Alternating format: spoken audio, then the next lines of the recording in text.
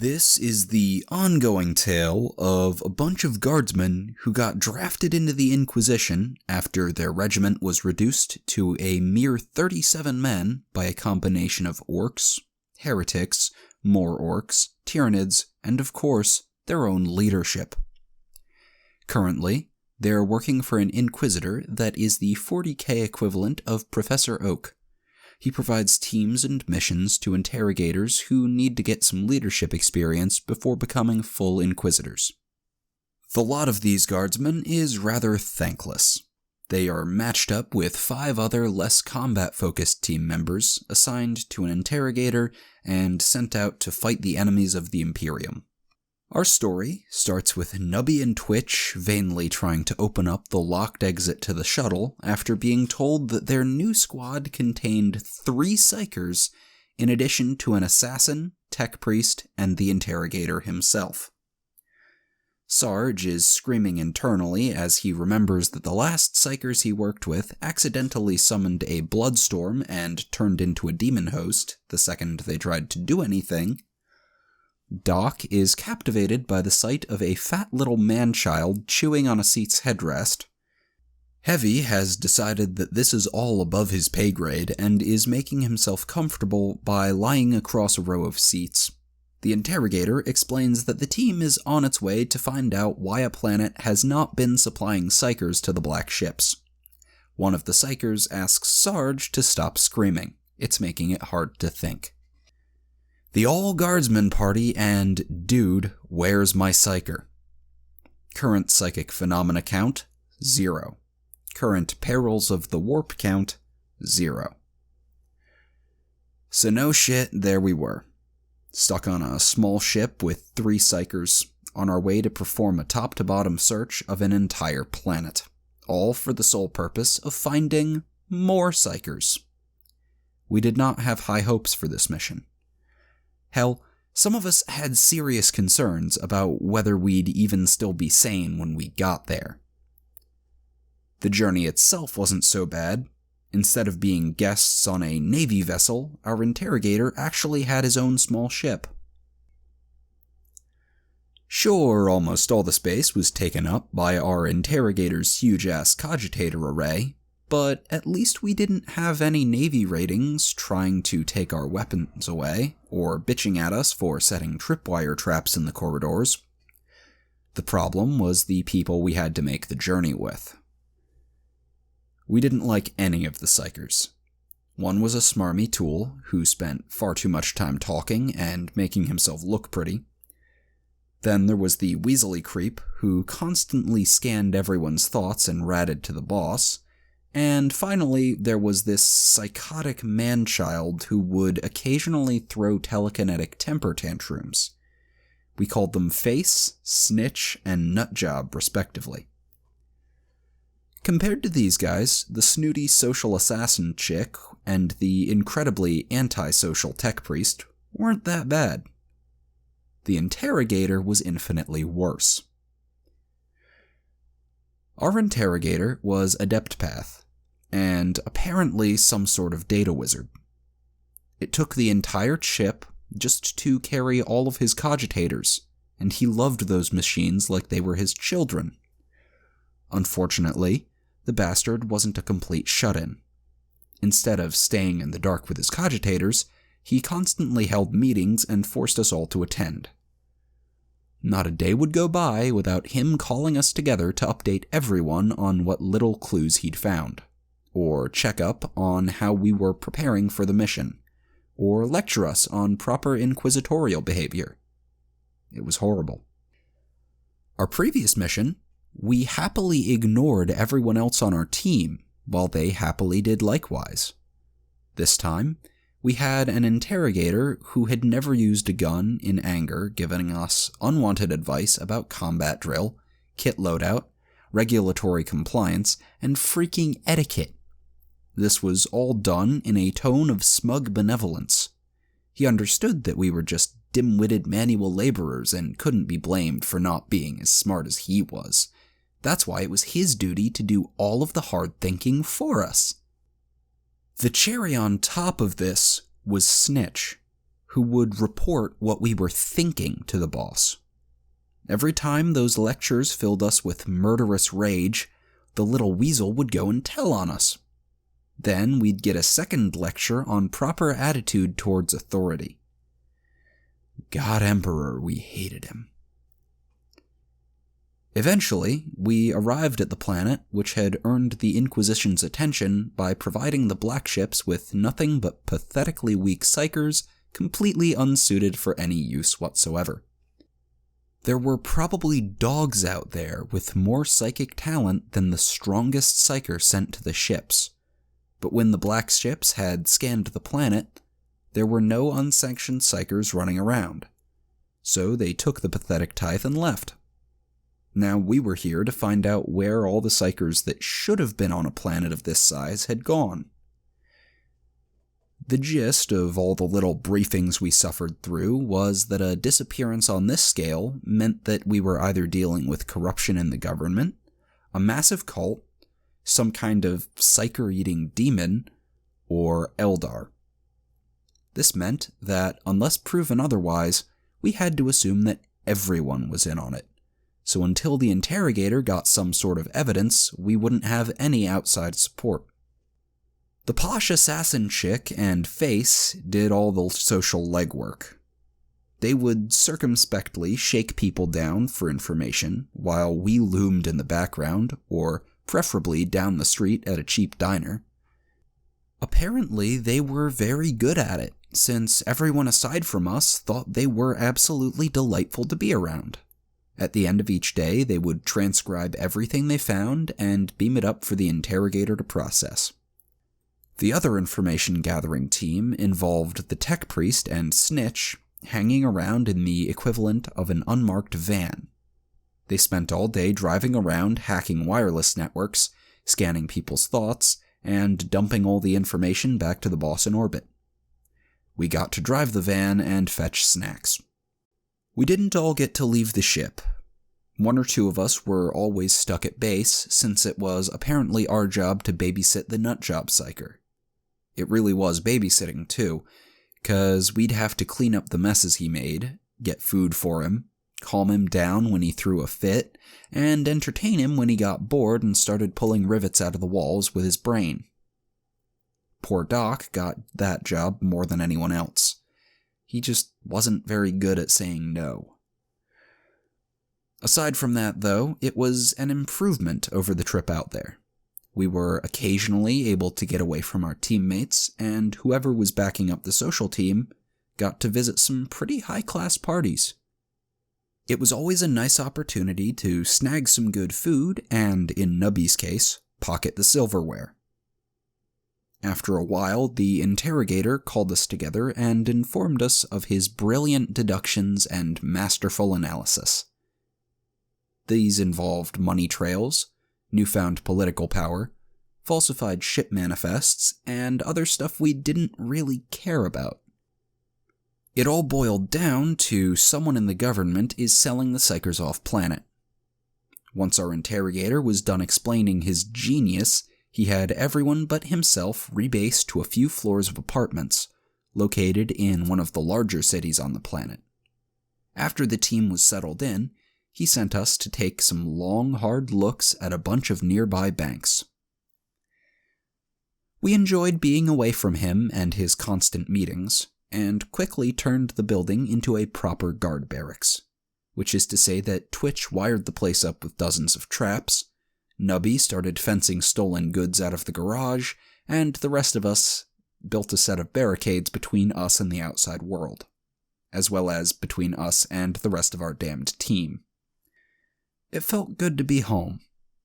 Before long, word came down that the interrogator had identified the operations banker, and the whole ground team was sent off to get some answers out of him. So while Heavy hung out in the van with the socially unacceptable members of the team and ignored the ugly little man prodding his brain and demanding candy, the rest of us infiltrated the bank. That is to say, we put on suits, which succeeded in making us look exactly like guardsmen in suits, and marched behind Face and the assassin into one of the planet's largest banks. There was a little bit of trouble getting through security, which was entirely our fault. All of us had kept our laser rifles underneath our suits, and Twitch was still carrying a few det packs.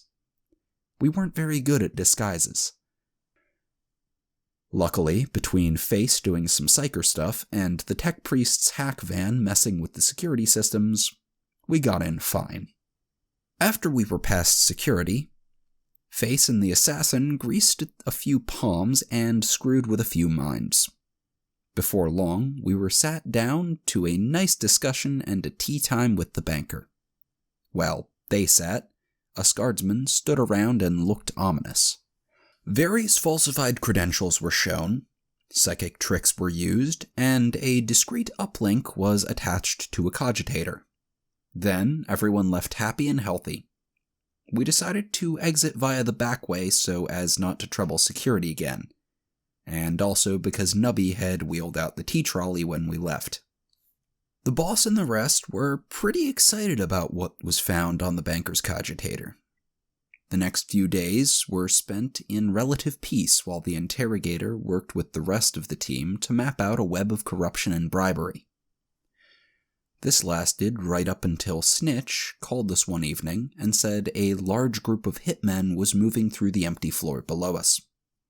We were locked and loaded within seconds and started laying fire into the hitmen from multiple sides before they even hit the edge of the perimeter. We had good cover, good firing lines, knowledge of local terrain, superior weaponry, much better training, and the element of surprise. It was a slaughter.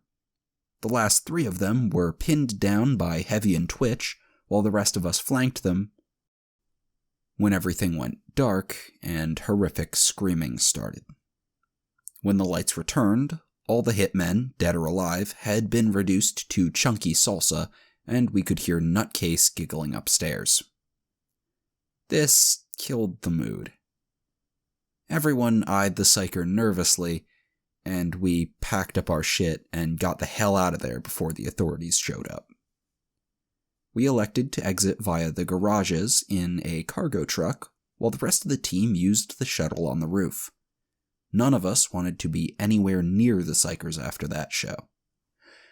Also, Nubby and Twitch didn't want to leave anything behind. Psychic phenomena count? 1. Perils of the warp count? 0.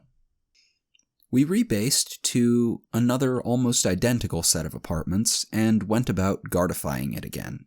Except this time, Twitch was given free range on the entire buffer floor instead of just the entrances and windows. While this meant that entering our base via the main entrance took about 15 minutes and carried a very real risk of grisly death, we knew that people were actively trying to kill us. Also, we didn't want to depend on anyone who turned bodies into chunky salsa and giggled about it for our perimeter security. The rest of the team started using air transport exclusively after the assassin nearly lost a hand when she didn't follow Twitch's entry instructions correctly. After a few days at our new base doing scan trips and otherwise laying low, Snitch found a young nascent psyker powerful enough to be worthwhile. So, our team of elite inquisitorial agents started staking out a toddler. Our unmarked vans followed the kid night and day, from his hab to the daycare, to the playground, and everywhere else you might take a toddler. Imagine 5 heavily armed men, all clustered around a screen, watching a kid being pushed on a swing, while behind them an undeniably creepy bugger relays what everyone in the playground is currently thinking, and a psychotic man-child picks his nose and mutters to himself. Eventually, our weird stakeout paid off. A bunch of suits showed up and grabbed the kid and his mother. So no shit, there we were. 5 guardsmen and 2 psykers in the middle of a playground chasing a bunch of G-men carrying a struggling woman and a small child. The woman and child were screaming. The G-men were calling for backup. Our psykers were yelling about one of the G-men being a blunter. And while we all had our guns out, none of us wanted to open fire in the middle of a playground. We were gaining on them, being a sprinter is a survival trait in any guardsman. But right as we reached them, one of them slapped a button on their chest and another one of them started to float into the air as the surrounding area was covered with frost. We all immediately slammed into an invisible wall and were scattered across the ground, while Snitch stopped and started muttering to himself and gesturing. None of us wanted to be in the middle of a Psyker fight, so we flanked the invisible shield, left Heavy to cover the enemy Psyker, and resumed the chase. The G-men had gone to ground in a playscape and opened fire on us with small arms, but were having trouble because the child was apparently emitting random bursts of static electricity.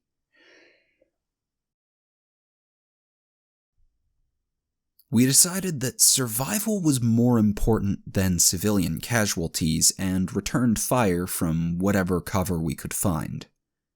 And since we were damned good at our jobs, things went pretty poorly for the G-men. We nailed most of them in the first few volleys, which convinced the last few to keep their heads down while we flanked them. Behind us, Heavy was laying stubber fire into the enemy Psyker's shield, and Snitch was pressing him hard. Then, with a little pop, the enemy Psyker disappeared. While Heavy and Snitch watched the spot where the Psyker had been, we rushed the remaining G-men. Our interrogator was helpfully reminding us over the Vox that he wanted prisoners, so we charged in to beat the shit out of the last few survivors. Unfortunately, at this point, their backup arrived in the form of an unmarked government flyer, which immediately began to lay down some serious suppressive fire. This was higher stakes than we were ready for, so we bugged the hell out while the remaining G-men piled in with the kid and his mother. The flyer wasn't done with us, though. As soon as its doors were closed, it lifted off and got ready to do a strafing run. We hit the dirt and dodged the first pass like true guardsmen, while behind us the enemy Psyker had reappeared with another pop and the fight resumed. This time the fight was over in seconds. The nutjob had finally caught his fat ass up with us, and with a little schlorp, the enemy Psyker turned inside out. That done with, both the Psykers and Heavy turned their attention to the flyer, which decided that it was time to cut its losses and get the hell out of here. As we got back up out of cover, the interrogator called us to tell us the assassin in face had successfully tagged the flyer with a tracer, and the tech priest would shortly be picking us up to assault whatever facility it landed at. Psychic phenomena count, 3. Perils of the warp count, 1. Apparently, some minor detail about the G-men or the flyer gave the interrogator the evidence he needed to safely call in official support. After he was done bitching at us for not capturing anyone, or stopping the flyer, or whatever else we did wrong, our interrogator told us that a squad or two of Arbites would be assisting us.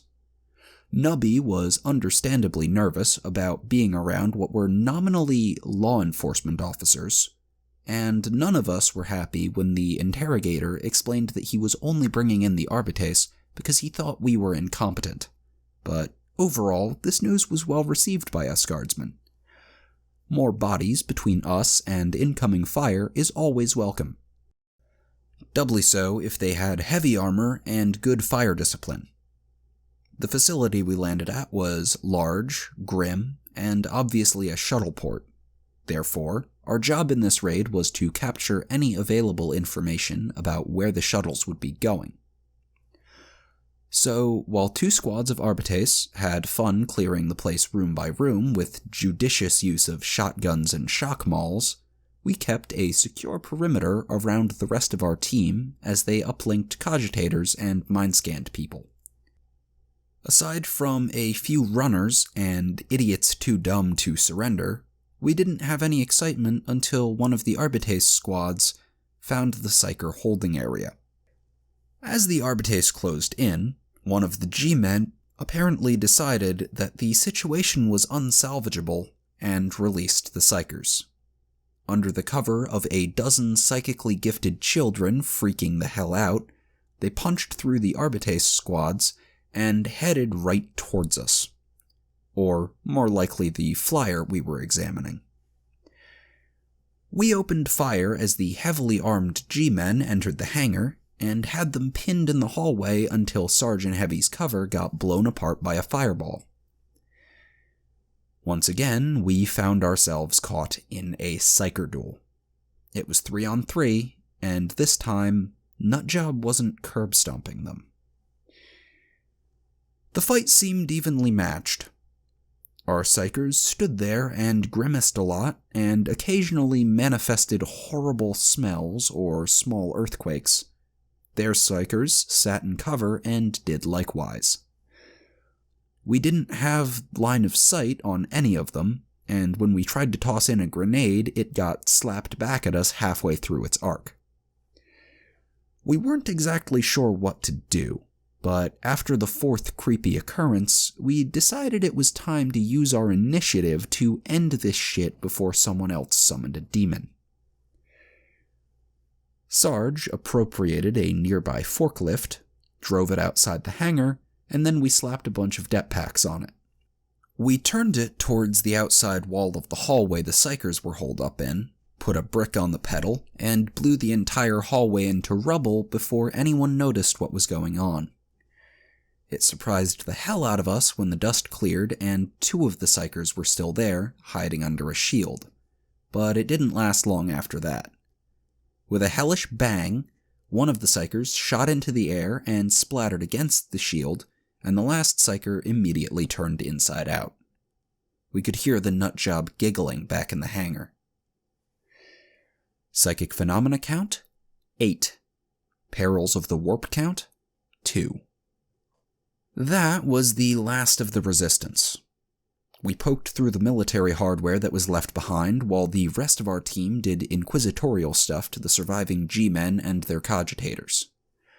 After they were finished, we packed up our loot and headed back to base to rest and rearm while the interrogator played with all the data we got for him. We were assured that, before long, he'd know where the psykers had been sent from the processing facility, and were told to get ready to launch another assault as soon as he had a target.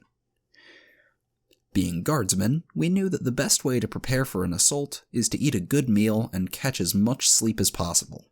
So as soon as our kits were prepped, we all hit the sack, while the rest of the team watched the perimeter. This meant that while we were all deep asleep, with the exception of Twitch, who merely dozed off with his lasgun pointed at the door and the safety off, when a second assassination team got through our outer perimeter. The enemy must have seen the remains of their last team and decided that the psykers were the primary threat, because this team had at least one untouchable with it. Unfortunately for them, untouchables don't do anything to stop booby traps. The whole team had slowly cleared a small path across the floor that Twitch had trapped, and reached the big expensive security door that led to our makeshift barracks.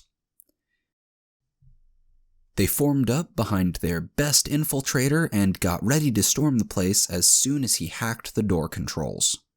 Then the door opened, and they had exactly 0.25 seconds to express surprise that anyone would tape several short fuse grenades to the inside of a top-of-the-line security door.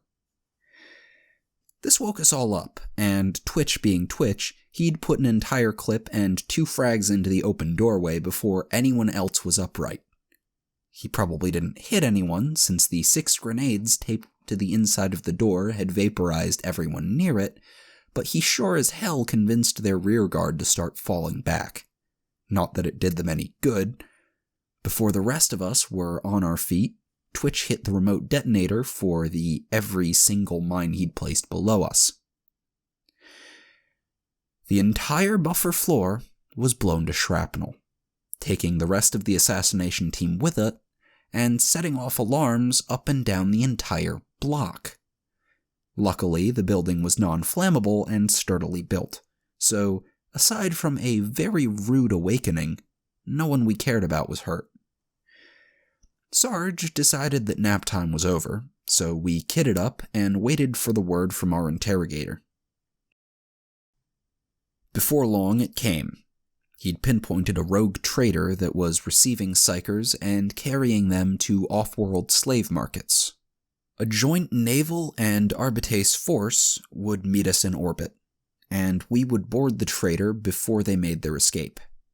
Our primary objective was to capture the senior crew members and find their contact within the local government. Secondary objectives included retrieving any psykers currently on the ship, capturing the navigational and financial logs, and not blowing the ship up like you blew up our base. Are all guardsmen this incompetent? So no shit, there we were. On a naval boarding shuttle, on the way to capture a rogue trader and his retinue from a ship filled with captive psykers. We were not exactly enthusiastic about our odds of survival. Rogue traders have a reputation for being, or at least employing, very scary people. Plus, an entire ship of untrained psykers was a terrifying thought. Ours were bad enough alone. Still, we were guardsmen. Facing certain death for unappreciative superiors is what being a guardsman is all about. None of us really enjoyed the shuttle trip. The pilot was clearly terrified, and the invasive maneuvers made us all nauseous. We half expected to be blown out of space before we got to the ship. But we landed on the hull without incident and cut our way into the interior. While we did this, several other Navy and Arbitrace shuttles were doing likewise. This was not a subtle attack, so it was hardly surprising that before we got 10 feet in, the ship's alarms started to go off. We knew our business, though, and mowed down all opposition before they got a shot off on us. The assault was going well for all of the teams. We'd seized the engines and main batteries, the main hangars were on the verge of surrender, and the tech priest was pretty sure he'd located the bridge. Seizing the initiative, he remotely hacked all of the entrances to lock open, so they couldn't be shut against us. Unfortunately, those turned out to actually be the doors to the psykers' isolation cells. The second he opened them, everything went to hell.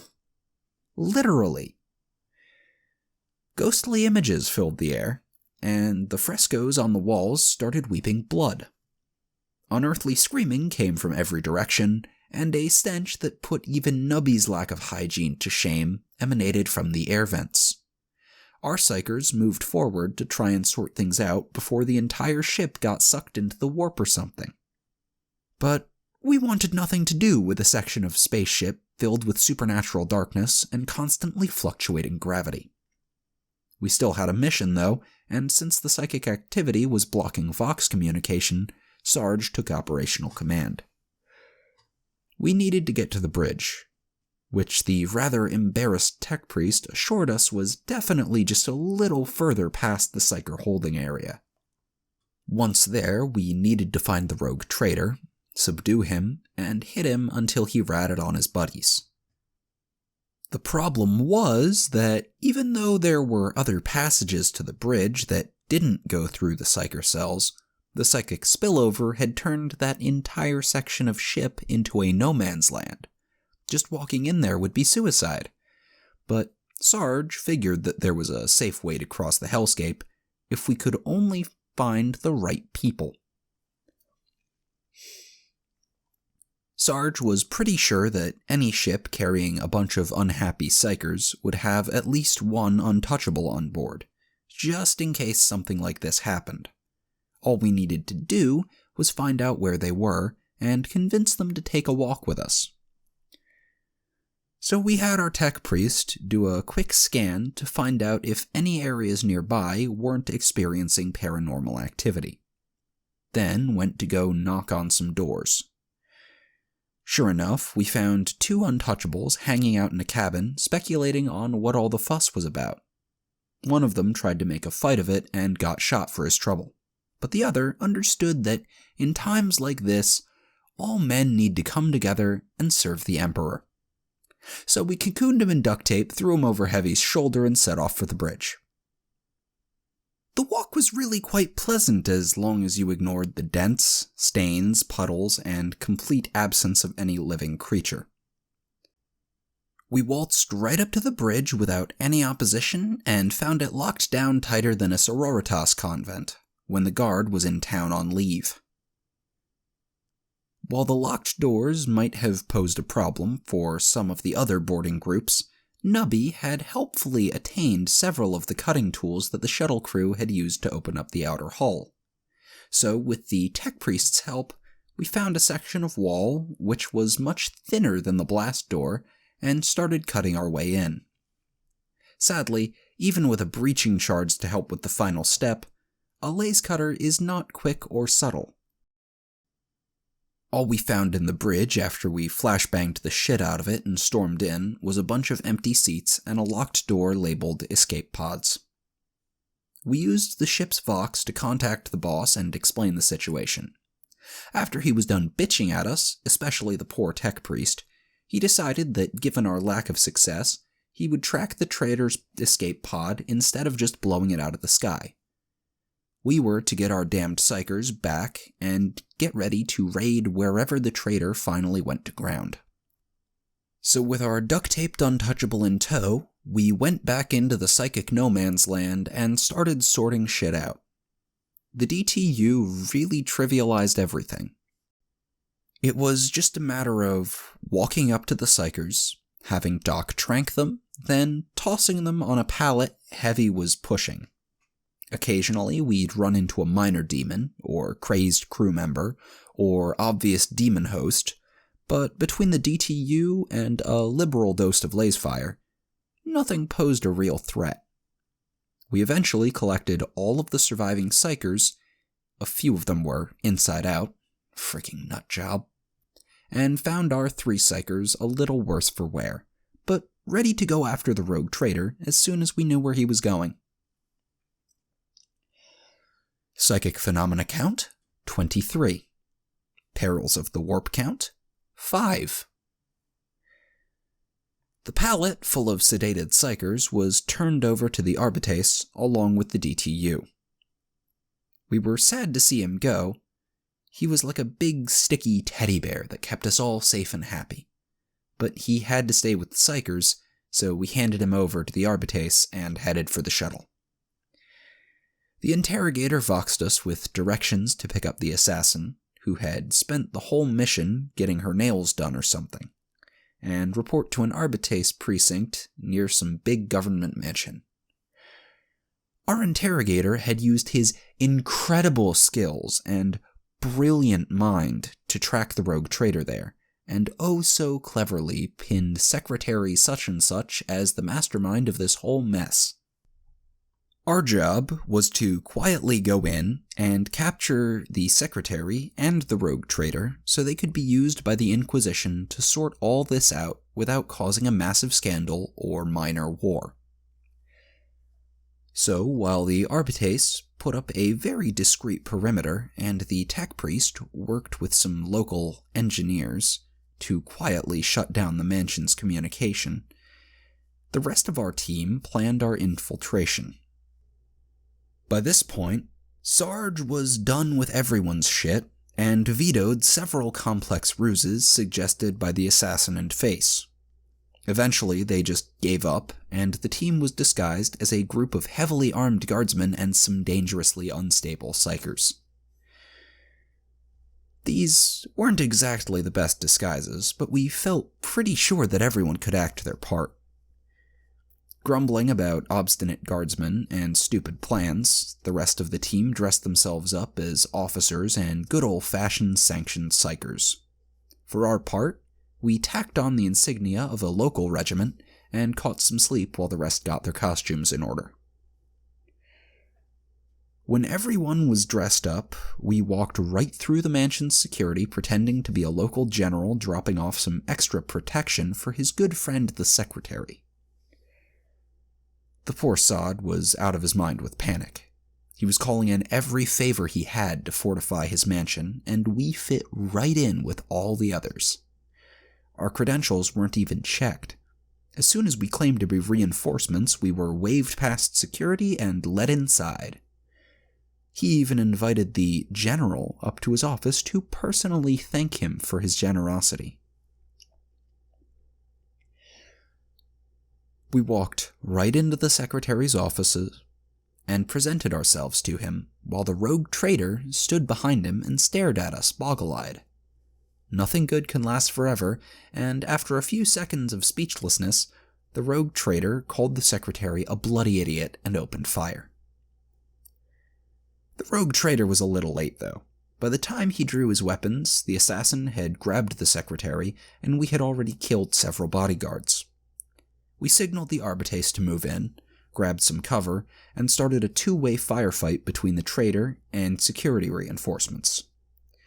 We had him well pinned and had started to flank him when the far door burst open and the traitor's retinue entered the fight. Two of them were already glowing. Once again, we found ourselves stuck in the middle of a damn Psyker duel. Meanwhile, the Arbitrace moved in to detain everyone, and without direct orders from the secretary, none of the security forces felt inclined to argue with the Arbitrace APCs. Back inside, Heavy was mowing down reinforcements with his stubber. Twitch was nailing anyone who left cover, and the rest of us were steadily advancing on the traitor and his psykers. Surprisingly, the two enemy psykers were holding off all three of ours, and aside from a few phenomena, neither side appeared to actually be doing anything. Eventually, our slow advance got us a good shot on the traitor and his retinue, pushing the psykers to try something desperate. Face collapsed, but one of the traitor's psykers burst into flames, taking a pair of retainers with him.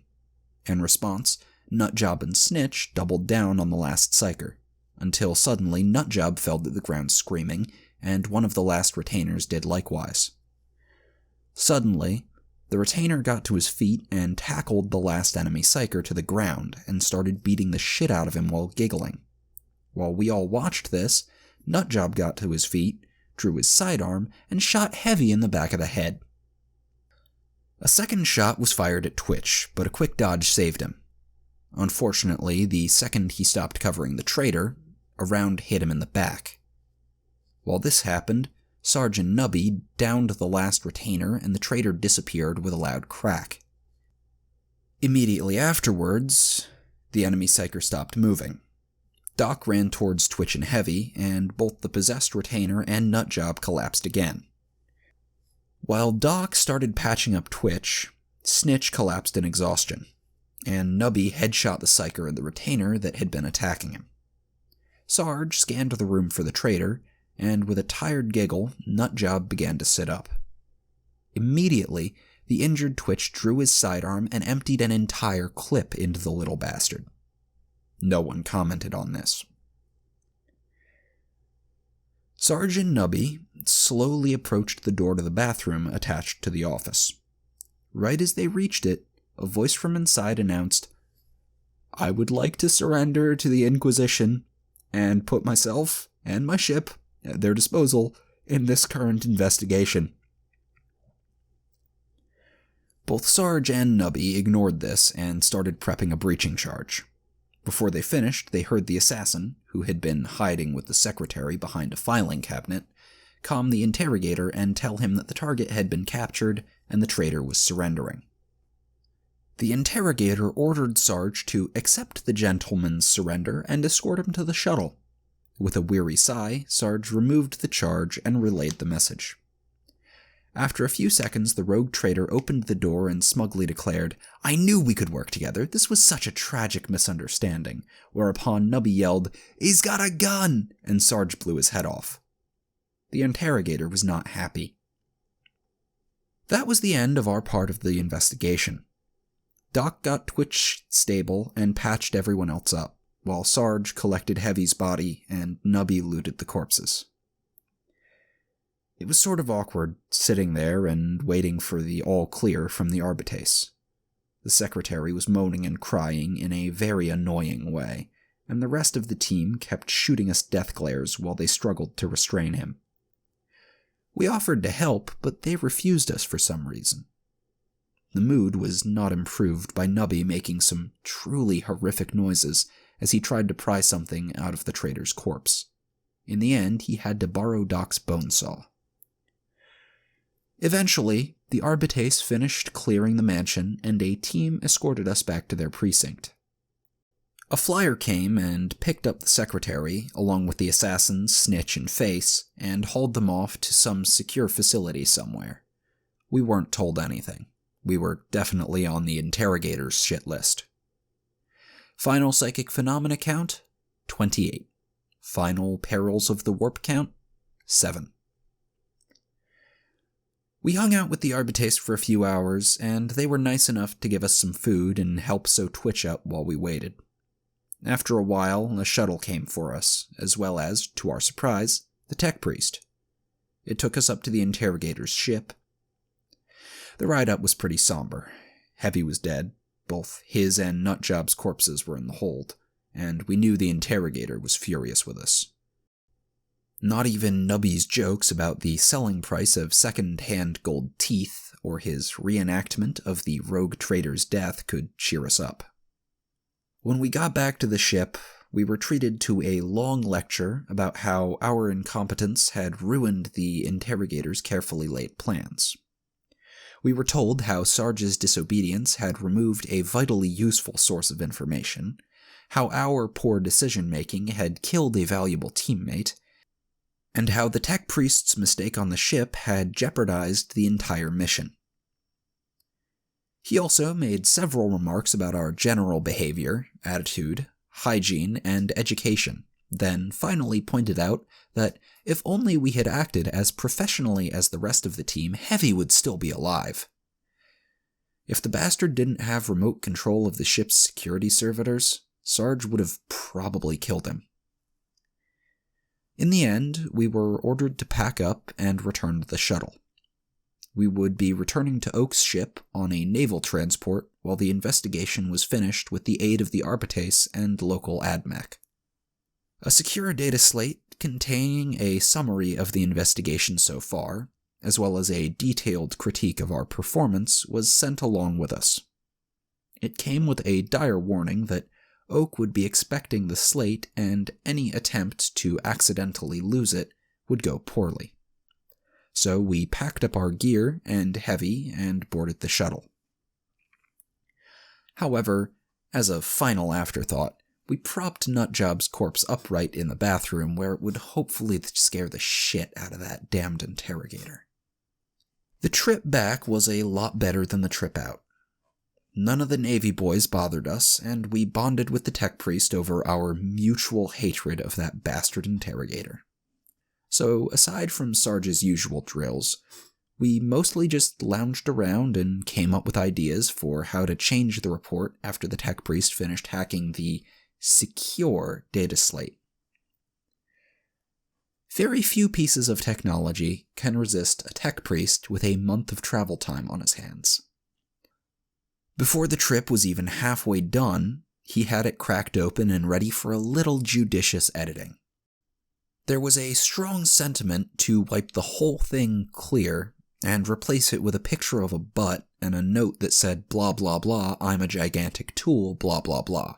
But cooler heads prevailed. We simply removed all negative references to ourselves from the report and rewrote the disciplinary note to simply say that we were no longer needed and were being released back to Oak.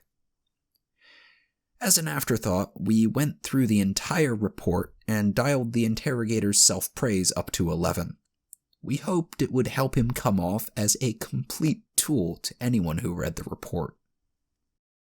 Eventually, we arrived back at Professor Oak's giant spacefaring inquisitorial school, which was currently orbiting some random agri-world. We dropped off the data slate, got debriefed, and went to go find our fellow guardsmen. Sure enough, there were a few of them holding down the little section of the ship that we had claimed back when we arrived. We got together, shared some stories, and planned a suitable funeral for Heavy. We called up the tech priest and found our other cog bro still hanging out in engineering, so we invited them both down to the planet with us. Then we got Heavy out of storage, requisitioned a shuttle, and headed down to the agri-world to give him a proper send-off. In the morning, the cog bros helpfully hauled all of our hungover asses back into the shuttle and got us back aboard before anyone noticed we'd left. That done with, we settled in for a few well-deserved weeks of R&R. On some days, a squad would come back with tales of success or failure, and occasionally missing a few men. Other days, a runner would come down and a squad would head out, or a new one would be pieced together. Eventually, the squad's R&R time ran out, so we packed our bags and waited for the runner to come for us. The runner didn't come, though. Instead, one day, as we lounged in our makeshift barracks, a tall man ducked into our room. He wore dress greens and positively reeked of officer. In a chipper voice, he greeted us and invited our squad and that strapping young fellow with the sword to join him on a little expedition. He said he was going into a combat zone and thought that we'd enjoy a nice chance to get back into action and solve a few little military problems that are right up our alley, what? So with a weary sigh, we gathered up the one man in the regiment dumb enough to prefer a sword over a good old-fashioned laser gun and followed our new interrogator to the shuttle.